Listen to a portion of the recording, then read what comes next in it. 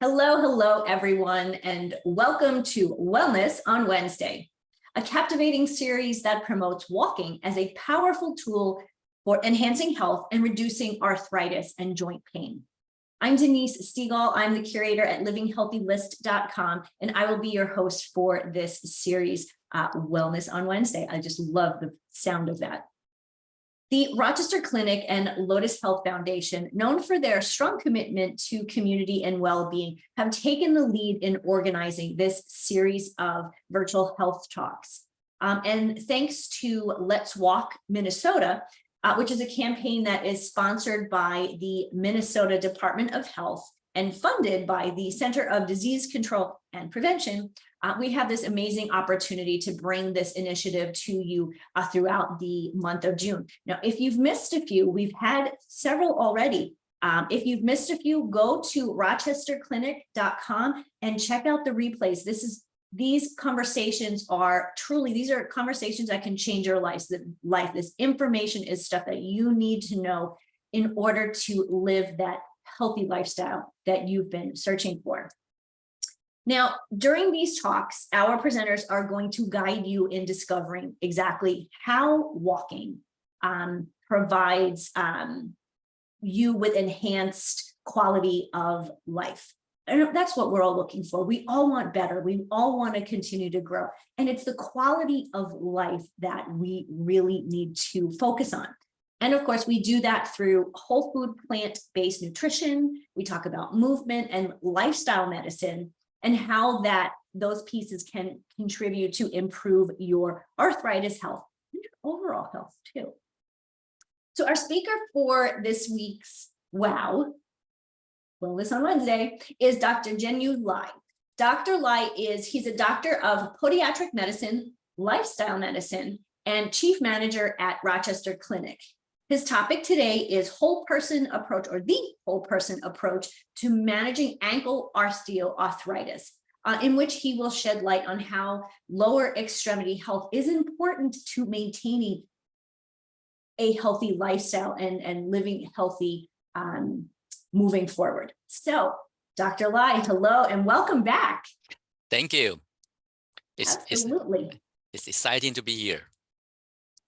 I am really excited for your talk today because I mentioned earlier, I know I've been having some issues with my ankle. So I am really interested to hear, what's going on and what are things that I can do every day to make that better. And so I can, live healthy, vibrantly from now until the time I'm 101.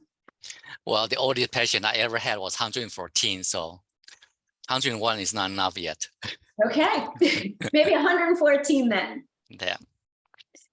Well, let me just quickly make sure that you have the ability to give us your presentation, which you should. And then please take it away. Yeah, thank you. Okay, let me share my screen. Share. Oh. Can you see my screen now? Yes. Okay. Wait. The only thing is,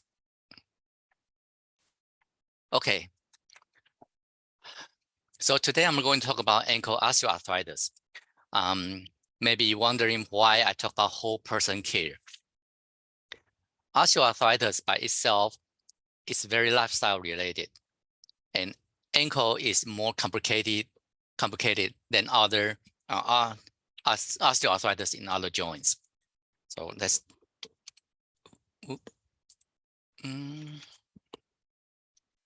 Okay. So today I'm going to talk about common systemic causes of ankle osteoarthritis, and also the local causes and how we do it in the whole person approach to manage this ankle osteoarthritis. Osteoarthritis, usually called OA, is the most common form of arthritis. It affects about 15% of adults globally. And knee is usually the most common joint that being affected by OA. It's about 10% of men and 13% of women over 60 years old. However, ankle osteoarthritis is more common than knee or hip in the young active population.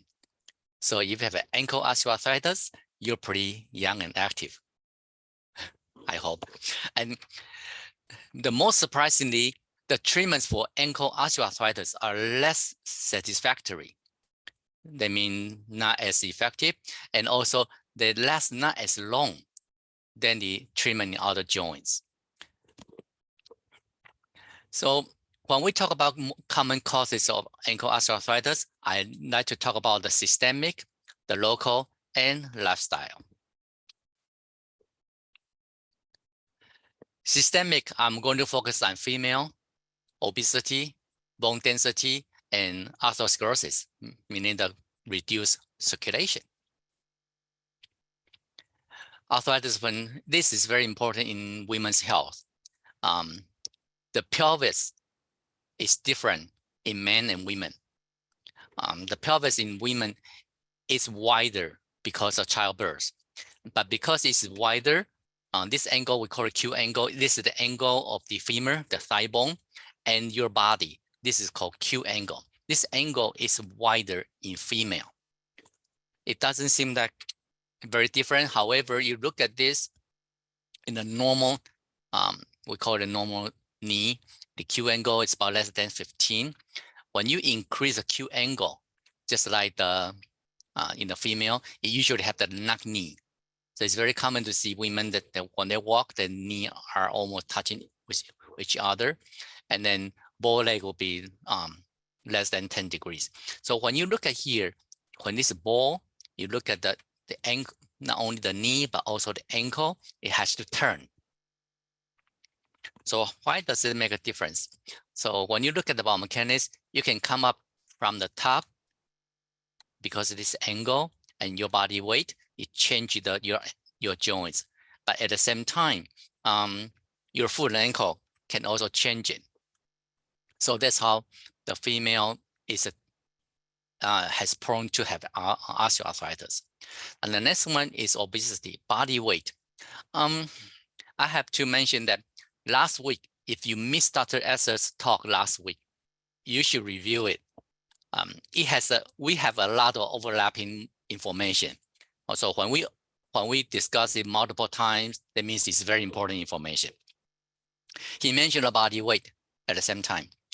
When we walk, if you think about it, when we walk, we have about 50% of the time, there's only one leg on the ground. That means the leg bears the body weight. Because we're walking, besides the body weight, you have some speed over there. So when we are walking, on average, we put 1.5 times our body weight on one foot. And then when we are running or jogging, that's 3 to 4 times body weight. But if you're playing like basketball, tennis ball, racquetball, or now the pickleball, it could be up to 8 times your body weight on your foot, on your joint. So, and that's why the body weight has a lot of impacts on the osteoarthritis. Higher BMI increase the risk and severity of ankle osteoarthritis. Obesity, definition of obesity alone increases the risk of ankle osteoarthritis by 26%. And by losing the body weight 10% or more can reduce the risk of ankle osteoarthritis. So the weight plays a big issue in ankle. And bone density. When the bone density is decreased, there's an increased risk of fracture. And we will talk about fracture and the ankle osteoarthritis. And because the bone is not as strong, it would change the joint loading pattern in the ankle. The loading pattern meaning the force on the joint. It also increases joint instability. Probably everyone experienced ankle sprain. Because the ankle sprain that's coming from the ankle instability. The ankle is not stable enough to hold it there, and then you have the ankle sprain. And when the bone density is not as strong, and you increase the instability. And at the same time, because the bone density is low, you impair the bone healing. Now, osteoarthritis is a disease of the joint and the bone. So if the bone healing ability is reduced, it increases the chances of getting osteoarthritis and also reduce the chance of healing from osteoarthritis. Atherosclerosis, Dr. Esther mentioned about circulation also. When we have arthritis, the body has to heal from it. When we have the reduced circulation, our healing ability is reduced. And also at the same time, because the body doesn't have sufficient circulation or nutrients, it's easier for the joint to be degenerated, to be destroyed. And at the same time, atherosclerosis, as we know, it has a lot of information comes with it. It's a very inflammatory process. And when we have atherosclerosis, that means our body has increased inflammation in general, which would increase the chance of a joint degeneration. And most of the time, atherosclerosis also is associated with decreased physical activities. That is a correlation right there. So that's a systemic. Let's talk about the local. When we talk about local, meaning it's specific to a joint. The most common cause of ankle osteoarthritis is trauma or injury. And then we talk about the repetitive use of joints and also the muscle, the soft tissue. Up to 80% of ankle osteoarthritis resulted from trauma or injury. It doesn't mean that it injured the joints directly, but a lot of time it set off the event for the joint to be unstable or changing the loading pattern like that, and they will increase the chance of arthritis. So when we talk about repetitive stress, when we talk about osteoarthritis, everyone talk about overuse. So when we talk about overuse, it's not only overuse, it's really we put a stress there every day. And when we look at the normal ankle joint, you see this nice joint space right here.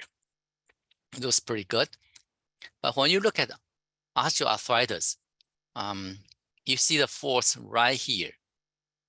You don't see this decreased joint space across the board. It's not the whole joint, it's only one area. And that is the point of osteoarthritis. It doesn't happen just by across the whole joint. You only have one area. That's because the biomechanics. When we have abnormal biomechanics, just like we mentioned earlier, for example, from the pelvis, you have a different structure, different angle. You change the alignment of the knee, of the ankle. At the same time, when you look at this foot, it's called so-called neutral, normal position. The force is distributed evenly across the joint. But when your heel is not straight or your foot is not straight, you put a pressure in one specific area. And that's pretty much just like we look at right here, it's only in one area. That's because from the abnormal biomechanics. And this can come from above the knee or above the foot or under the ankle. That's from the heel. And that's from the biomechanics. So not only the reparative forces, but also because the abnormal biomechanics causes the forces to be applied to a specific area. There's excessive forces in one specific area. And next one, we'll talk about soft tissue. When you look at one ankle joint, it's not just the bone. The joint is held together by soft tissue. So you can look at the muscles, tendons, and all of the ligaments. When they are too tight or they're too loose or too weak, you change the function or pattern of the joint. So when you do that, again, you put extra forces in one specific area, and that's how will lead to the osteoarthritis. And when we look at the soft tissue, we always talk about, oh, maybe that's the aging, maybe that's because inactivity, everything. But one thing people don't usually talk about is hormone. How often women will say, oh, my feet are bigger after the pregnancy, or the joints are loose after pregnancy. And that's because in the late pregnancy, you have the body secrete relaxant to relax all the joints, everything to prepare for childbirth. However, it's not only the pregnancy. Estrogen will affect the stiffness and healing of the soft tissue.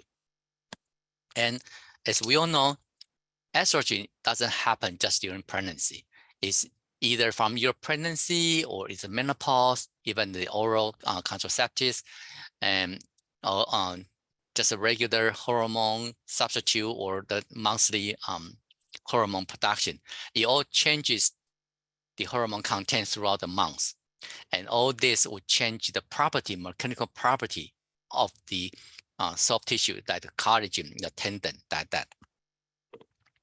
And so here, by measuring the angle of the knee, because as I mentioned, that the joint is held together by soft tissue. When we measure the knee angle, it's pretty much like measuring the mechanical, indirectly measuring the mechanical properties of the tendons surrounding the knee.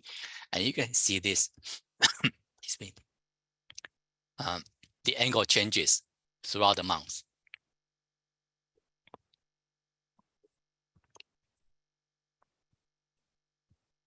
So next, I want to talk about osteoarthritis and lifestyle. What we mean by lifestyle. And osteoarthritis, we're coming from the overuse. That's a very common sense, the common knowledge that is overuse. However, it also happens to inactivity. If we don't use the muscles become weak and tight, and they change the function of the joints. And at the same time, you change the loading pattern, and you put more stress in one specific area. And then nutrition. For the joints, for the soft tissue to regenerate, to grow, or to heal from anything, we need a proper nutrition.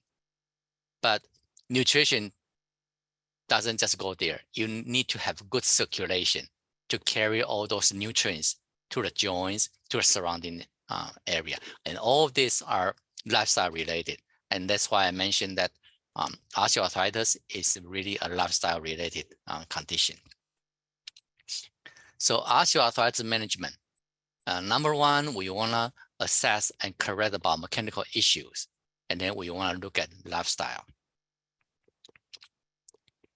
About mechanical issues, as I mentioned before, you want to make sure your ankle, your foot, your leg, everything's in perfect alignment.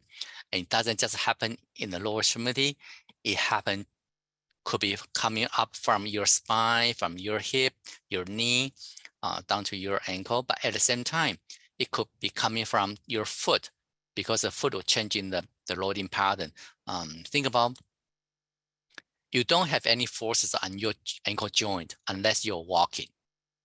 And the force is coming from your foot reacting to you, to the ground, to your walking. And so you have to look at not only your alignment above the ankle, but also your foot and ankle. But at the same time, since we're looking at this picture, I wanna mention something that is the custom orthotics. Now, a lot of time we say, oh, you have osteoarthritis or you have any issue, you use custom orthotics to help your issue. However, most people, they say, oh, I step into a foam box to make the impression. You look at this one, if your foot and ankle is straight, you don't need orthotics. But if you're not, when you step into a foam box, the position is not straight already. It's not normal already. So you're not going to make a good pair of orthotics from the imprints or in a position that is abnormal. So there's something I want you to keep in mind when you look at the treatment options. Lifestyle adjustment. Why are we talking about lifestyle adjustment? The ankle joint, I think Dr. Esther mentioned this one, also Dr. Agarwal. It's a lot of information inside the body that cause the joint disease. And when you look at the joint disease, it usually is what we call it chronic inflammation. The systemic chronic inflammation is not only in the disease, in the joint. It can come from anything from your GI, from your food, from inactivity, obesity, or even the infection or environmental toxin. They will all increase inflammation inside our body. And all of this will cause a lot of the so-called metabolic syndrome, diabetes, cardiovascular disease, cancer, and also the joint disease, of course. And lifestyle is the most effective anti-inflammatory modality we have. It's not only that it's treating the root cause, it also is looking at different aspects of your life. And it's just like sending one team out instead of just one firefighter to fight a fire. And that's the way I like to look at it, is that a whole team approach is just a single person. And so what do we do about the lifestyle? We look at the 6 basic pillars of a healthy lifestyle.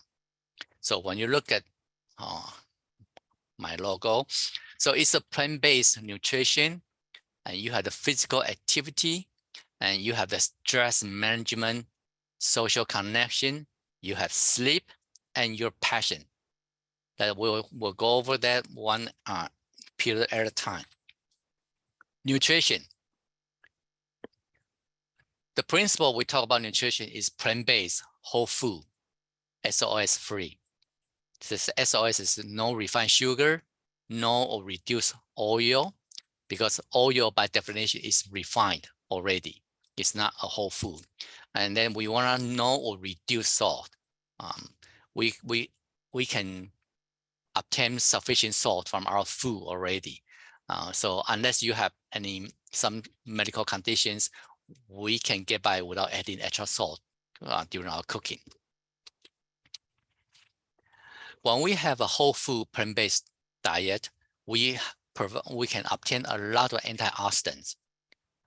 And the antioxidants is the one that will combat the we call the free radicals and reduce inflammation.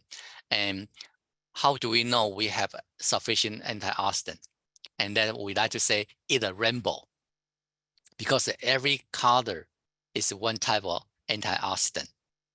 So when you eat a rainbow, you have a lot of antioxidants in your food. And also micronutrients. We're not talking about macro. Macro is the carbohydrate, is the fat and protein. That's a macronutrient. But we're talking about micronutrients that is very essential in our daily body functions. Fibers. Fibers are very important for the GI microbiome and weight management. When we talk about fibers, people right now buy a lot of probiotics. Those are the microorganism, bacteria that build up our microbiome. However, we need to feed them. They have to eat something in order to multiply, to grow in our guts. Their food, which is called prebiotic, is fibers. They're basically just fibers. So if you eat a whole food plant-based diet, you provide enough food to grow your microbiome.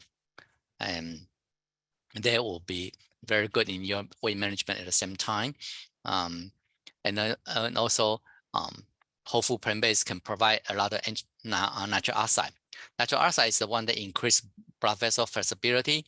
It comes from natural glycerin. If the pharmaceutical, that's someone has angina, chest pain, they put it natural glycerin under the tongue, and the function is to increase nitric oxide to relax the blood vessels. But we can obtain nitric oxide naturally from our dark leafy greens. So by doing that, they will improve the heart health and improve circulation. And then when we talk about osteoarthritis, we all talk about collagen because there are a lot of collagen supplements right now. But when we do because the collagen is very important in making up majority of soft tissues from your skin, the blood vessels, your cartilage, and also the bone. It all has different types of collagen inside.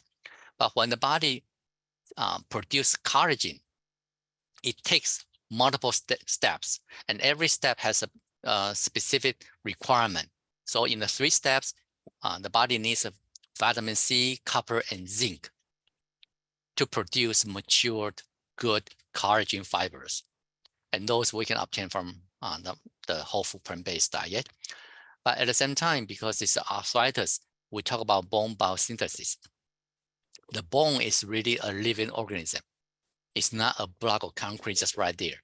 We have the destruction of the bone and rebuilding of the bone every day. We call it remodeling every day. And this requires a lot of minerals and vitamins, including calcium. Everyone knows about calcium, vitamin D, phosphate, magnesium, vitamin K, vitamin C, zinc, copper, and vitamin A. We need all of those.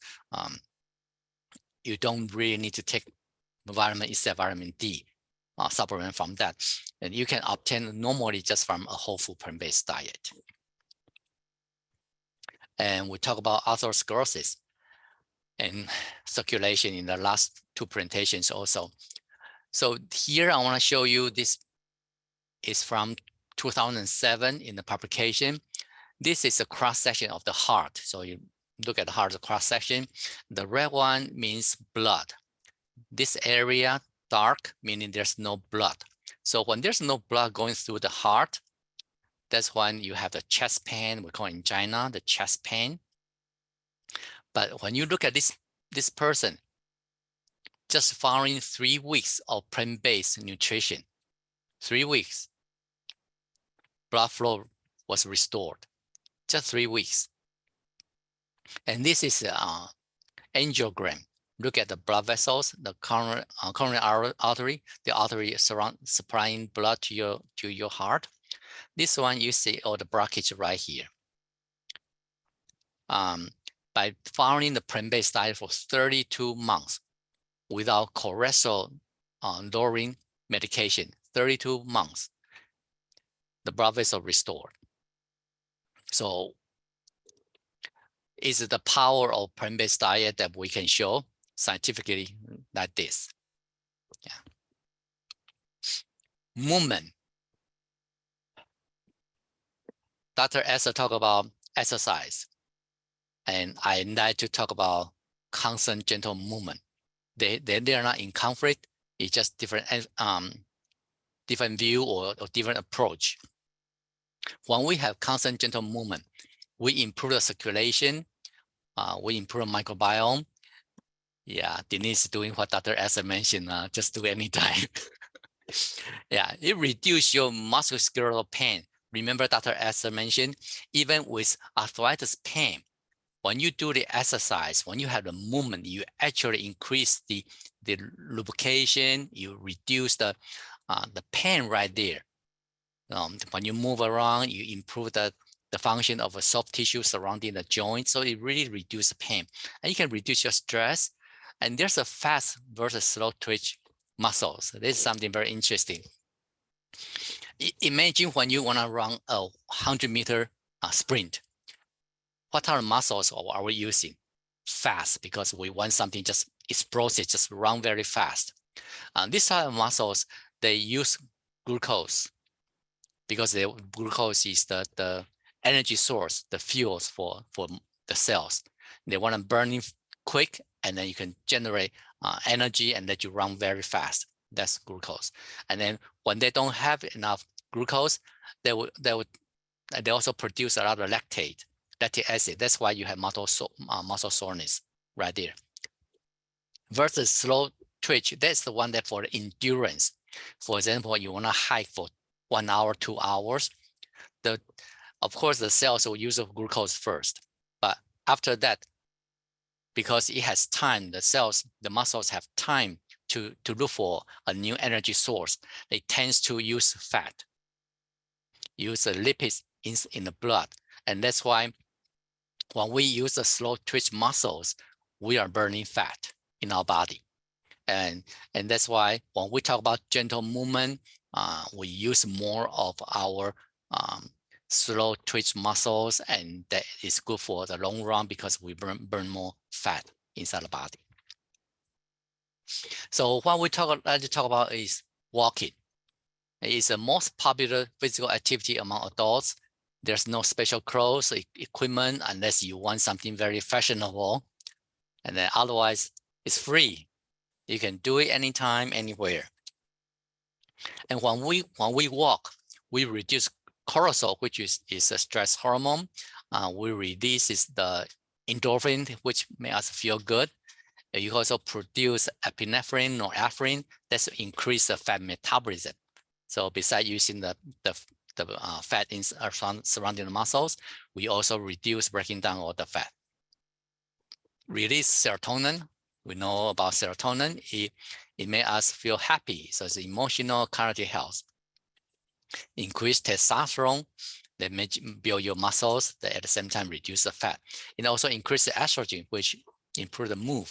And so in general, the benefits of when we walk, we lower the risk of high blood pressure and heart disease. We can reduce the blood sugar level, particularly after meals. Now, as I mentioned, that the muscle will use the glucose as a fuel, just like any cells. Muscle is the largest organ in our body using glucose. So if you walk after meal, especially the largest meal of the day, you dramatically decrease your blood sugar level after walk. So usually recommendation is walk about an hour. Well, but any walking is good. And also walking will strengthen and the bones and muscles. The bone is very tricky organism. It doesn't just grow.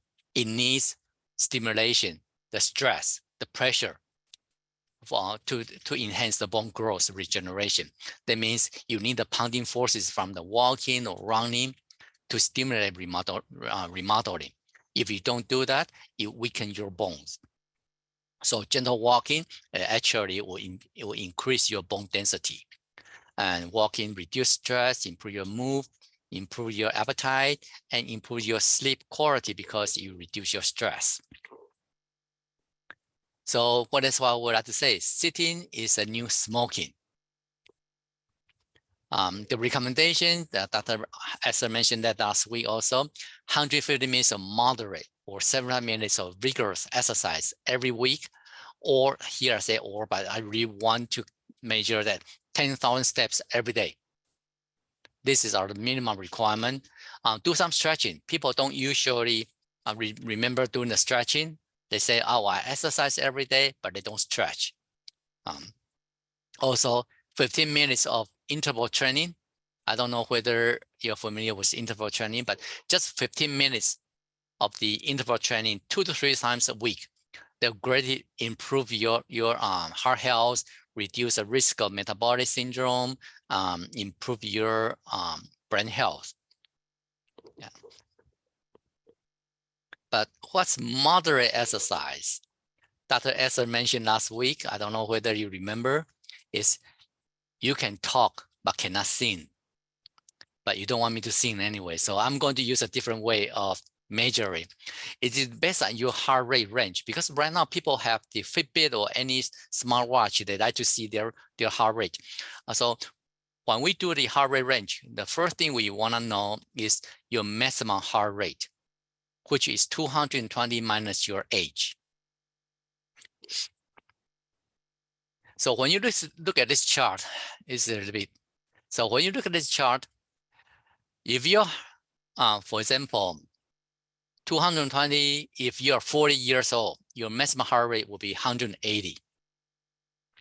If your heart rate is less than 90, 50%, 90, you are not doing much at all. You're pretty much like inactive. So what we want to do is put your heart rate between 50 and 60% of maximum heart rate, meaning 90 to 108. That is the time that's moderate. Now, you can talk with heavy breathing, or we said that you can speak in a complete sentence. That will be the moderate. But when you go up to 60%, 61, you're more vigorous. There's more for the heart health, improve your aerobic, the heart health at that time. So, but moderate is the fat burning activity, and here is more aerobic for your cardio health. At this time, you can still talk, but usually it's not in complete sentence. That's how you look at your heart rate. Stress management. Stress promotes release cortisol. We talk about cortisol. Everyone knows about cortisol, and it promotes inflammation. It increases blood pressure. That's what usually people know on your stress and blood pressure. But it also increases the glucose level, because remember, cortisol is more of the fight or flight. When you wanna fight or we want to have a lot of energy, and that's why the cortisol it promotes the glucose formation. It also reduces immunity, but most importantly, people don't realize is it degrades soft tissue. So there are two basic types of steroids. The first one is the athlete would take to build muscles. They call anabolic. You take it, you build muscles. The second type is called catabolic. That degrades or break down the tissue. And cortisol is a catabolic steroid. That means the cortisol will break down the tissue. When you have an injury like the osteoarthritis, you try to heal, but you have a lot of cortisol going around your body to break down tissue. It makes it so hard, much harder to heal the osteoarthritis. And that's why it's very good to reduce the cortisol level. And how we do the stress management. This is not a complete list because stress management is very personal. Now, every technique works for some people, but not others. Everyone has different types of preference. Some works better than others. Physical activity, as we mentioned earlier, nutrition, stress, not the physical stress, but the mental stress coming in our brain. And it has to do with our neurotransmitters, the chemicals in our brain that help us feel how we feel, our emotion, your memory. And you need to have a balance of those chemicals. It's not that one is better than others. You have to have everyone there and in a perfect, good ratio. And those are generally produced from our food. No, we don't usually pick up from that. No, it's generated from our food. Then we want to make sure we have the right nutrients to go to our brain to make all those chemicals. And that will help us combat our stress at the same time. Meditation, I think people usually have the vision image of someone crossing the leg, sitting right there, close the eyes, with pinching your fingers. It is one form of meditation, but meditation comes in so many different forms. Physical activity is one. The main thing is you want to take your mind off your stress, so you can concentrate on your brain and your activity. And for example, so you can do any craft. Right now they have the outdoor coloring books, just to take your mind away. So that anything is a meditation. You can do Tai Chi, Qigong, all of that is a very good meditation. Music, especially classical music, is very good for stress management, not rock and roll. Okay. And restful sleep, we'll talk about sleep later. Spirituality is very important, beneficial in your stress management. Sleep, that is something that people don't usually talk about. I'm going to spend some time on sleep. Not that I'm going to sleep, but I'm going to talk to you about sleep. We tell people the body heals itself. The body literally heals itself when we're sleeping, especially the deep sleep stages. When we sleep, we have different stages. It is in the deep sleep stages that our body heals. And when we have a good sleep, we decrease our appetite.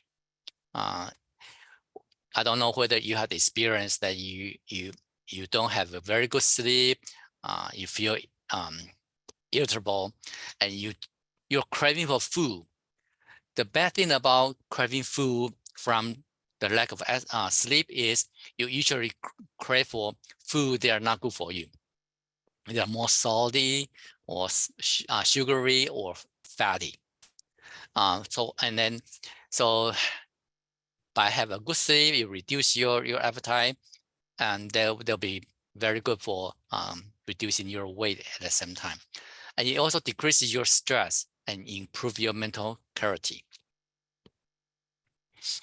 How do we have a good sleep? Sunlight is very important. Light, we usually know that when we go under sunlight, we have more energy, we feel happier, we improve our mood. But we didn't realize that the sunlight at the same time initiate our sleep cycle. It actually initiate the production of melatonin, the sleep hormone, in a few hours. So in the afternoon, when you have the sunlight, it not only wake you up in the afternoon, morning, energetic, productive in the afternoon, it also set a stage for a good sleep later on. But at the same time, at night, when we want to sleep, we don't want any sunlight. So people like to talk about paleo time. If you think back about paleo time, what would people do at night? When they slept, there was no light and the temperature was cold.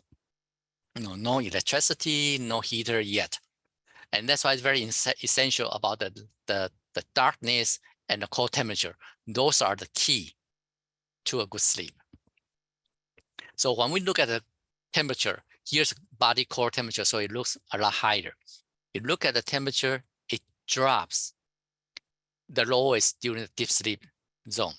So when you look at this graph, you can see that the slowing down process makes you sleepy. The warming up process wakes you up. So in terms of we're talking about the core temperature. That's the temperature that pretty much that the heat coming from your body going to your extremities. That is a process of the cooling down that we reduce in the core temperature. What can we do to improve that or disturb it is food. If we eat at night, close to our bedtime, our body is still doing digestion. The digestion itself causes inflammation, meaning it increases our core temperature. So the recommendation is not to eat at least 3 hours before bedtime. We want it a lot longer, but at least 3 hours. The same idea is about exercise. You don't want to go around the track or anything too close to the bedtime. Again, the recommendation is 3 hours. That will make you excited, increase your body temperature, and that's harder for you to sleep. But this is not about the yoga. You like to do yoga, gentle stretching to relax yourself for the bedtime. That's okay, perfectly okay. We're talking about the running or that type of exercise. Hypertension. When people have hypertension, high blood pressure, that means they have more blood accumulated in your core area, and they will increase the temperature at the same time. And that means it's harder for you to fall asleep. And people sometimes wake up in the middle of the night. They say, oh, I can fall asleep, but I'll wake up in the middle of the night. Usually I'll recommend that look at your bedding, your mattress, because if you stay in one place too long, you increase your temperature and you subconsciously turn your body to move to a colder place, cooler place to fall asleep again. So that's why we would turn at night. But most of the time we don't, it doesn't bother us. We can just sleep and do it without knowing. But once in a while you wake us up. So if you can do some strategy, look at your bedding, your mattress, make sure that you maintain a core temperature, it'll make you sleep much better. So that's temperature. Social connection. These are two people together. It's not a potato chip Pringles. So just in case you wonder, it is two people together. Social connection, it provides a lot of support. It's our support network, and it's more fun working together. It's much better doing in a group, not just by yourself. So the Surgeon General a few weeks ago just declared U.S. having a pandemic of loneliness. And pain usually associated with loneliness, because when people has pain, they don't like to go out. But at the same time, when people are lonely, they actually increase their pain. So loneliness will increase pain. Osteoarthritis or any arthritis, one of the signs is pain. So by having a social network, they'll help us reduce the pain right there. Passion is a purpose. Why you wake up in the morning, what you like to do the most. That is a passion. There's a purpose in life, what you like to do. There's usually motivation. A lot of time we say, why this patient doesn't follow our direction, is not compliant of the treatment plan. And a lot of time by talking to them about their passion will increase their compliance, improve their motivation, improve the outcome. That is a passion. Okay, so in summary, for ankle osteoarthritis, we want to assess biomechanics. We'll look at the anatomical structure, look at the soft tissue functions, look at the walking, and let's look at the biomechanics. At the same time, we want to look at the lifestyle adjustment, look at their nutrition, their activity, their passion, their sleep, their stress, and their social networking. Any questions?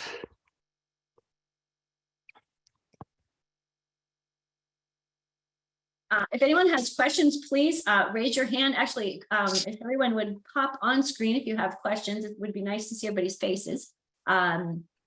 Raise your hand, wave to me. You can only do that if you put your screen on.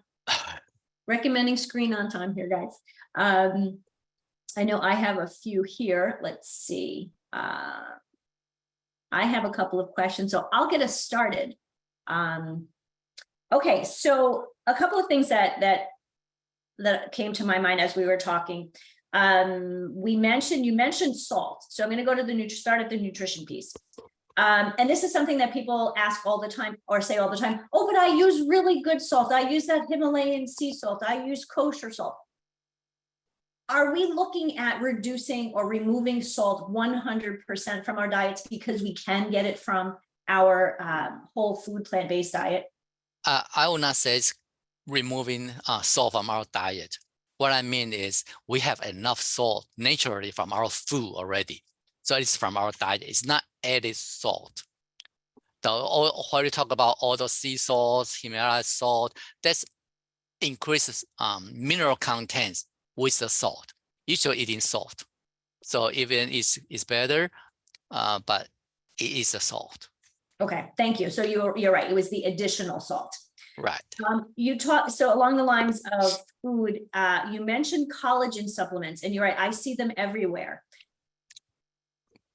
Do supplements like that work? Do they? I guess yes. Do they work? Because I know so often we say, the way they're digested or the mechanism, does it add something to your? Is it beneficial? Is it not beneficial? Or are you just taking something, spending money, and then just, peeing it out? It's not necessary. I wouldn't say it didn't work, because now you provide the building blocks for the soft tissue, for the bone.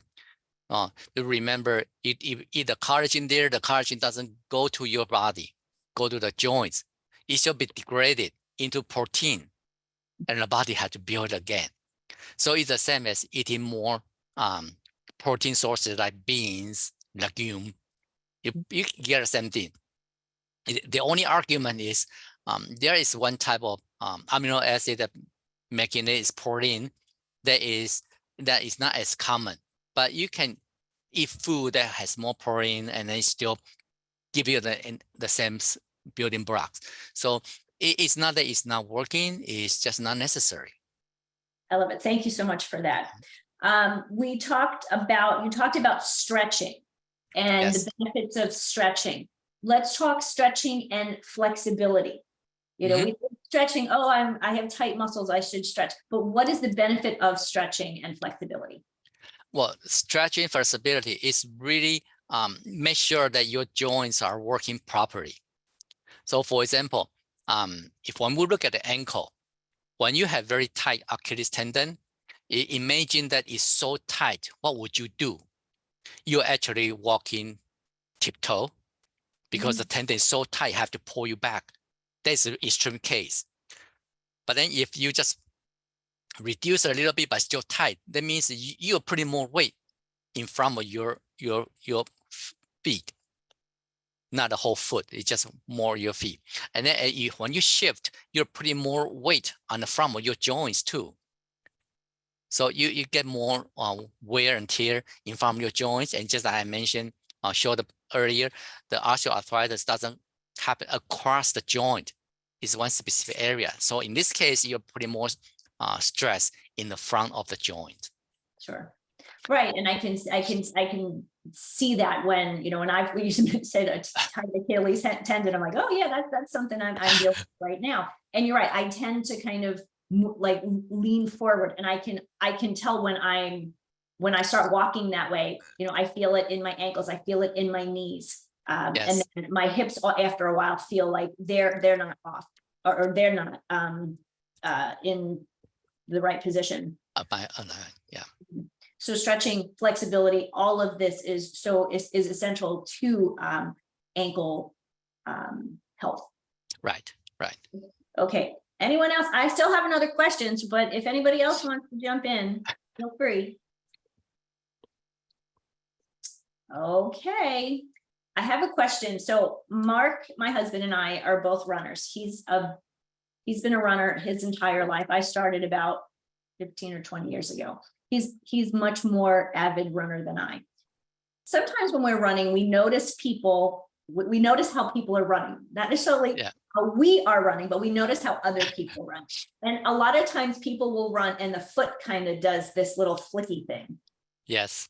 How does that affect someone's ankle joint health, but also their ability to continue to run down the road? Well, when they're running, just like you mentioned, pointing out, you just imagine you're putting them as a knock knee position. So when you have a knock knee, the feet will go out, the legs will go out. So you're putting more stress on the medial side, meaning closer to your body. So that is a consequence that you're going to wear out a certain part. However, I've been told by runners, they will not change the way they run, because there are so many ways of running, different running technique. You can change your loading by changing the way of your running pattern, your running technique. You will move the stress to a certain part of your foot. And I've been told by people, even though they know they have pressure in certain part of their foot, they will not change it because that's the way they run. Interesting. That is interesting, because when years ago, my sister, and when we were in high school, we were in track, and they used to say, you know, make sure, you know, heel the toe. And then when I started running years later, it wasn't so much heel to toe, it was more midfoot kind of, because like, you know, you're kind of more bouncing as opposed to every time you're hitting your heel, you're almost stopping. Right. So that's the two basis type. Unless you're doing sprint, they put the stress on the forefoot. That's a sprint. But otherwise, people usually, there's a two basic pattern that the runner will use. Interesting. Thank you. So Al has a question. Al, if you would like to come off of mute. Yes. Hi. When I wake up in the morning, my left ankle is stiff, you know, but then after a little warming up, then it's fine. So it's on my left ankle. And is that something that, you know, I should worry about, or just simply that's the nature of the thing? Yeah, you should worry about. There are two things. Number one, it's very common, consistent with soft tissue issue. When you have soft tissue issue, like they mentioned your ankle, or people have the so-called heel pain, plantar fasciitis, they usually it's more painful first thing in the morning or after long sitting, because When you just wake up in the morning or after a long sitting, the soft tissue contract.